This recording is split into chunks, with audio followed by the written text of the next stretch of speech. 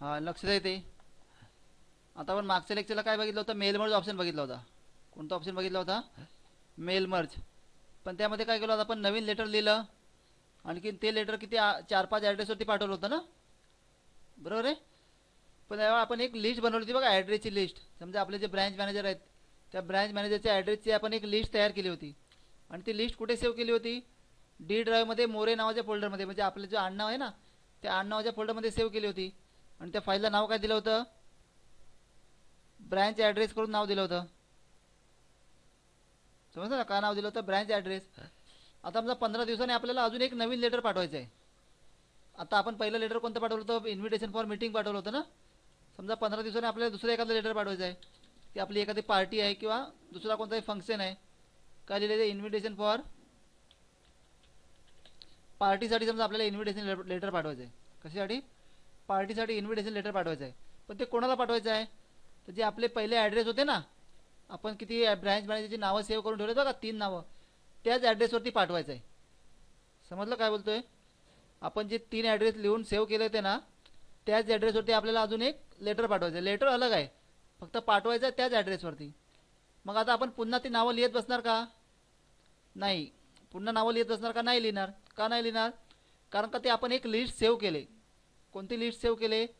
ज्यांच्या नावे पाठवायचे ना लेटर, ते ॲड्रेसची एक लिस्ट आपण सेव्ह करून तयार करून ठेवले. मग आता आपण काय करणार? तीच फाईल ओपन करणार. समजलं? आपण काय केलं, ती फाईल आपण जे ॲड्रेस लिहून सेव्ह केले होते ना, तेच ॲड्रेस पुन्हा आपल्याला वापरायचे आहेत, बरोबर ना. मग तीच फाईल ओपन कशी करणार बघा? प्रत्येक वेळी ॲड्रेस लिहित बसणार का? नाही. मग सर्वात पहिली स्टेप काय दिली आपली? क्रिएट अ लेटर फॉर्मॅट ना. एक लेटर तयार करून घ्या. तुम्ही अलग लेटर लिहू शकता. आता आपण याला शो करण्यासाठी मी त्याच लेटरवरती दाखवतोय, पण इथे काय केलं, फक्त सब्जेक्ट बदलला आहे. काय दिलं? Invitation for party. इथे 2 मध्ये सध्या कोणतं नाव लिहिणार का? नाही लिहिणार. समजते एवढ्यापर्यंत? आता बोला पुढची स्टेप कुठे जाणार आपण? मग अशी कुठे गेलो होतो? स्टार्ट मेल मर्ज होती ना. मग आपल्याला आता नवीन लेटर नाही, सॉरी, नवीन ॲड्रेस लिहायचे आहेत का? नाही. जे ॲड्रेस आहेत तेच घ्यायचे आहेत. मग त्यासाठी कुठे जाणार? ही स्टार्ट मेल मर्ज ऑप्शन ही क्लिक नाही करायचं, तर डायरेक्ट कुठे जाणार? 5 नंबरवरती. कुठे जाणार? डायरेक्टली 5 नंबरवरती. काय लिहून दिलं बघा? Select recipient. काय नाव दिलं आहे? सिलेक्ट रेसिपियंट आहे ना. तिथून स्टेप करायला सुरुवात करायची. म्हणजे लेटर बनवायचं, पण कुठून जाणार आपण? 5 नंबरपासून. Select recipient. नंतर पुढची सेम नंबर वाईज करत जायचं आहे. 6 नंबर स्टेप कोणती आहे? आता टाईप आणि लिस्टच्या ऐवजी कुठे येणार आपण? Use existing list. समजतं ना? टाईप कधी करणार? ज्यावेळी आपल्याला लेटर ॲड्रेस लिहायचे असतील तर. आता आपल्याला लिहायचे आहेत का? नाही.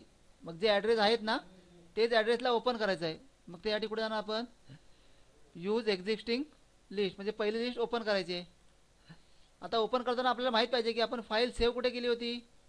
तर कुठे सेव्ह केली होती? D computer, D drive. कोणता फोल्डर होता? आपल्या सरनेमचा. दाखवतोय मोरे नावाचा फोल्डर.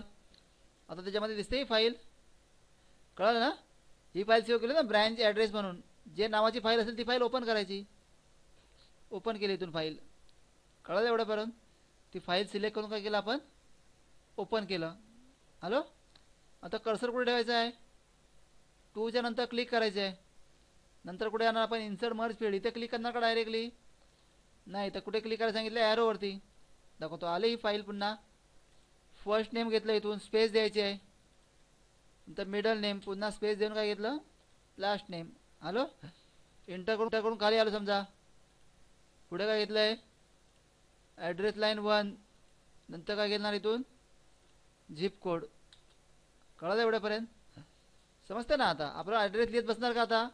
नाही. ते इथून डायरेक्टली ॲड्रेस सिलेक्ट केले. आता पुढची स्टेप काय आहे? आपण डायरेक्ट जातो ना फिनिश अँड मर्ज. समजतं ना? कुठे जातो? Finish and merge. नंतर कुठे येणार? Edit individual document. आता सर्वांना पाठवायचं असेल तर काय करणार? ऑल करणार. करंट रेकॉर्डचा अर्थ काय? की सध्या कोणती फाईल ओपन आहे? 1 नंबर, म्हणजे फक्त 1 नंबरला जाणार. समजतं ना? इथून आपण मागे पुढे जाऊ शकतो.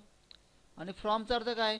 की समजा आपल्याकडे 20-30 ॲड्रेस आहेत, तर आपल्याला कोणत्या ॲड्रेसपासून किती ॲड्रेसवरती पाठवायचं आहे? 10 पासून 15 पर्यंत ते आपण सिलेक्ट करू शकतो. पण सध्या आपण कोणतं घेतलं? ऑल घेतलं आहे. नंतर काय करणार? ओके. कळेल मग आता इथे पुन्हा नवीन एक फाईल तयार होणार. बघा आलं ते पहिलं नाव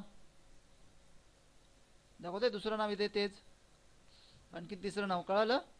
म्हणजे आपण काय केलं, जी फाईल पहिली सेव्ह केली होती तीच फाईल पुन्हा ओपन केली. जमेल असं करायला? कळेल? करणार एवढी प्रॅक्टिस. कळालं मेल मर्ज ऑप्शन व्यवस्थित समजतं ना? मेल मर्ज ऑप्शनचा यूज होतो फार. कुठे इंटरव्ह्यू वगैरे गेलो तो पहिला विचारला जातो की मेल मर्ज ऑप्शन येतोय की नाही.